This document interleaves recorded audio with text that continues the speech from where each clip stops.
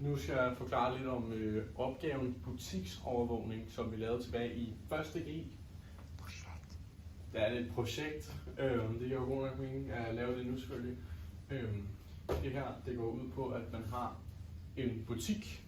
Der er nogle mennesker rundt omkring i butikken, som man gerne vil have overvåget med et kamera. I butikken der har butiksejeren allerede kamera i punkt P, som kan se 360 grader. Så det kan altså se alt det her.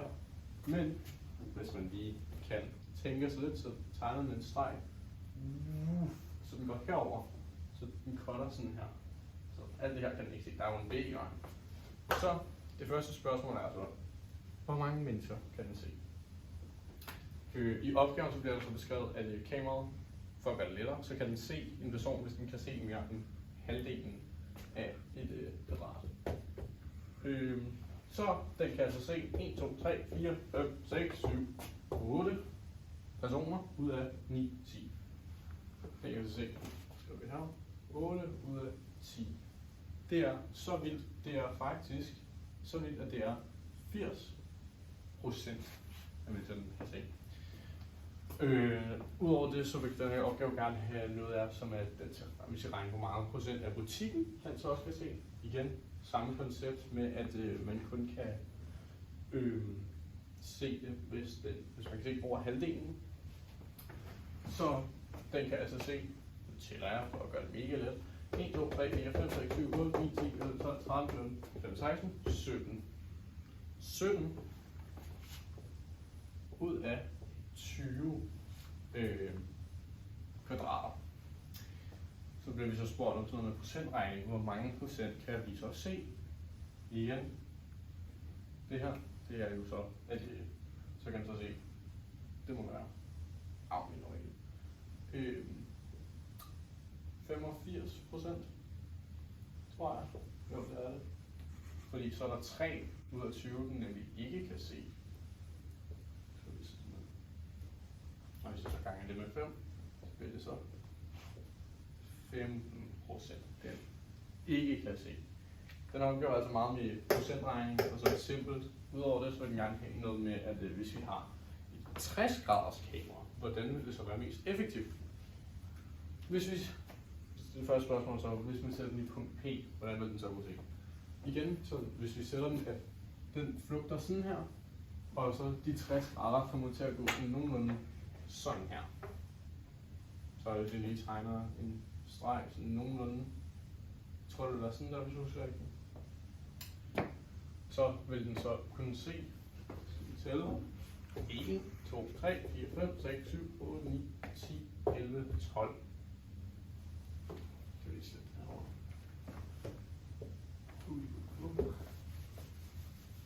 Nu kan den så se, hvor meget ser 12 ud af 20 af felterne. Det må så være Kevin, shut the fuck up. Det må så være gange 5. Det er 60%. Nu kan se, og man skulle gerne finde den mest optimale mulighed, som er det her, vi har tjekket med. Så altså 40% sjov nok ikke kan se. Og så nu så kan den så se.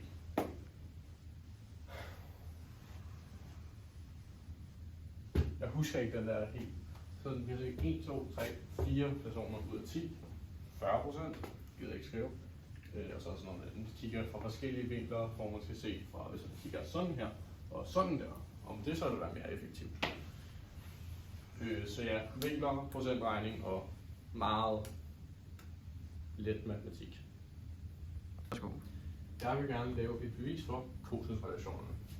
Cosinus, det er, hvis man tager indercirklen, meget skæv, og tager punktet, hvor linjen skærer ned til x-aksen her, det er lige med cosinus til b.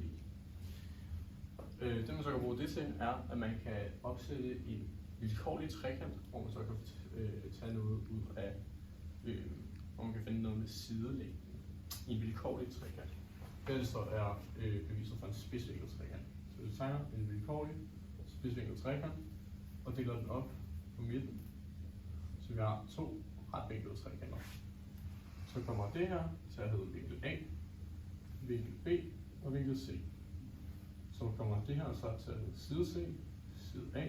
Og i stedet for at sige, at det her det er side B, så kommer vi til at gøre sådan her. Og sige x, altså det herovre, det er så b minus x. Og så herinde har vi en højde.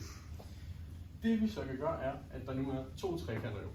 Og med Pythagoras, ud med de retninger af trekanter, så kan vi jo så sige noget om sidelængden af C og sidelængden af A.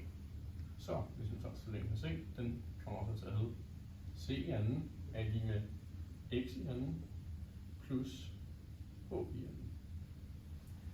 Og så hernede, fra den anden side, det kommer så til at hedde A i anden er lige med B minus x i anden og plus h i anden. Det vi så kan gøre nu, er, at man kan isolere på, for at finde ud af, hvad det er. For at gøre det, så kan vi sådan her. Det kommer til at være, vi trækker x frem på den ene, på begge sider, sådan så der nu står, at h i anden er lige med c i anden minus x. Nå, der skal selvfølgelig også være anden. Minus x i anden. Det her, det kan vi så komme hernede i, sådan så der nu står a til x, b minus x i anden plus c i anden minus x i anden. Så tager vi så, og det her det er jo en hvad hedder det?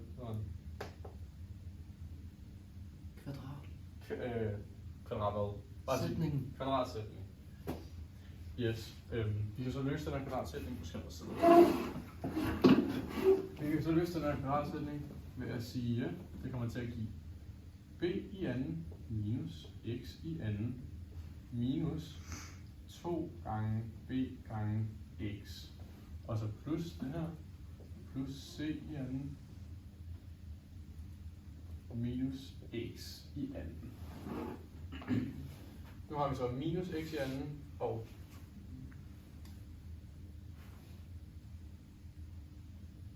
det skal give plus. Det er derfor. Yes. Plus x i anden, minus x i anden, de går ud med hinanden. Så trækker den herover. Der kommer så til at stå b i anden minus 2 gange b gange x plus c i anden. Vi bruger så cosinus definition, og det var jo det her med cosinus til vinklen herovre, til at omskrive x. Og x det kommer også til at hedde cosinus til vinklen, som så her er a gange c.